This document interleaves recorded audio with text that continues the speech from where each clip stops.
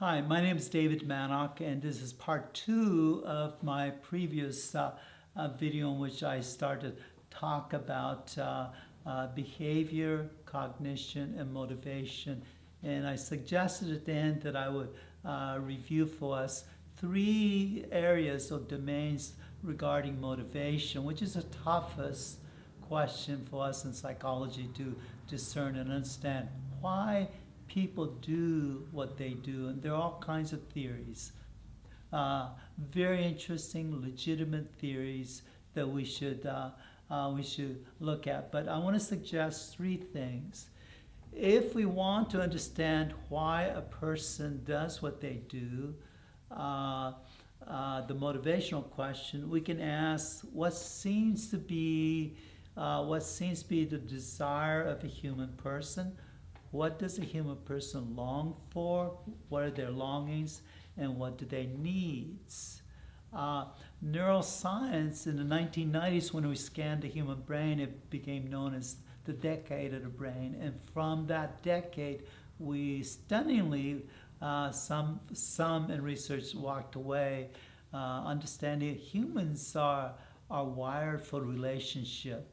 And it's a very simplistic view, but one that could be helpful for us. The heart seems to be the center of relationship, and it seems to be asking three motivational questions, as evidenced by these three things: desires, longings, and needs. Desires, the heart seems to need sense of security. Am I loved? Do I belong to you? Are we secure? And significance. What I do, does it matter? Is there impact in my life? Is there meaning and purpose? The human heart motivation seems to be working out a relationship question, security, and impacting question, significance. Now, the human heart also seems to have three longings, and Dr. Larry Crabb, a clinical psychologist, has identified those three. He calls them like a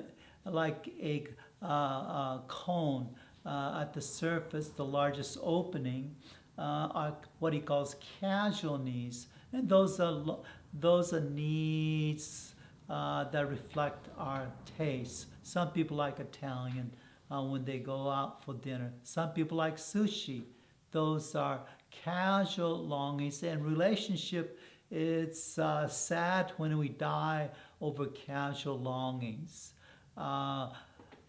Should we paint the house white? Should we paint the house gray? It's sad if there's a divorce over the colors. Apparently, in that case, the spouses haven't learned to yield casual longings. We all have casual longings. Critical longings are tied with the desire of the heart for relationship, security, and significance. Now, you can't get an exemption from those two questions being answered. If you don't have security, you don't have significant relationships that you are connected and bonded to, and if you don't have critical things you're doing that impacts the world, then you're going to suffer degrees of anxiety and depression. No human has an exemption from that. But even if everything's together there, there is still a deepest longing, and that's a crucial longing. And the word crucial comes from the Latin word crux, which is translated heart. At the deepest core, since humans are strangely haunted by transcendence, or some sense that my life has to be more than just me living, eating, and dying. Is that it?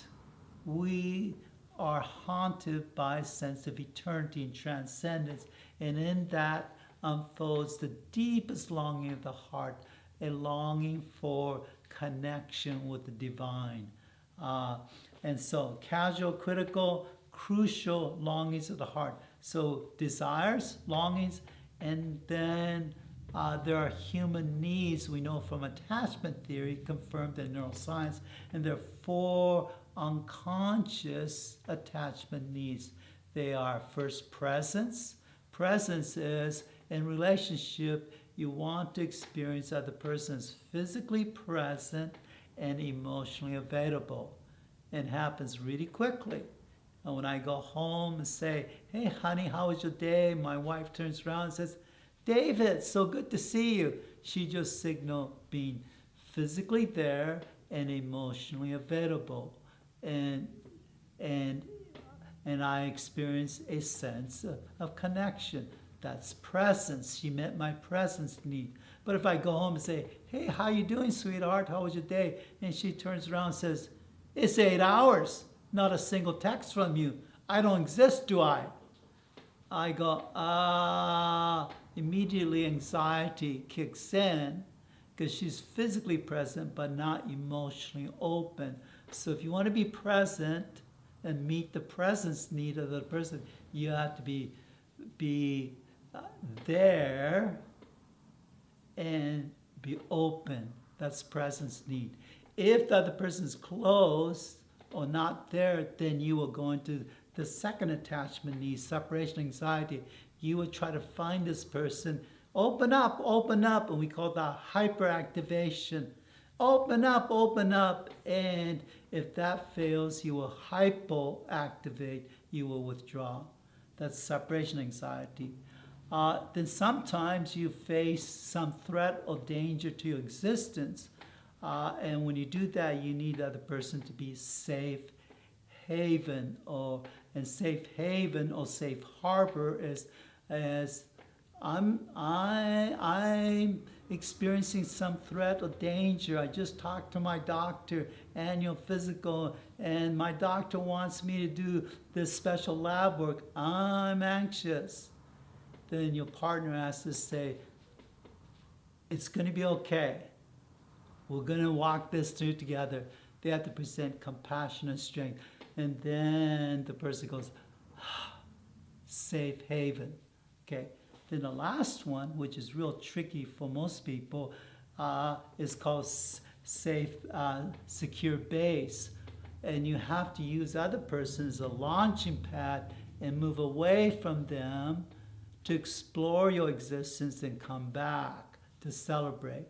And my wife graciously allowed me to have a midlife crisis. So in 2007, I bought a BMW motorcycle, and then I bought a second one and third one, and I put 145,000 miles. And she only rode 4 miles of those miles. And so I'm moving away because I'm using her as a launching pad to move away.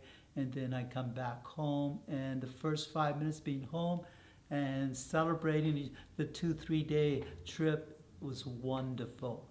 The way she used me as a launching pad, moved away from me. She's in her 6th year doing Italian up in Portland, and last year she went to Italy by herself. So she moved away and come back. Good relationship requires presence and separation anxiety and safe haven and secure base. Those are the heart motivational needs, desires, longings, and 4 attachment needs. Thank you.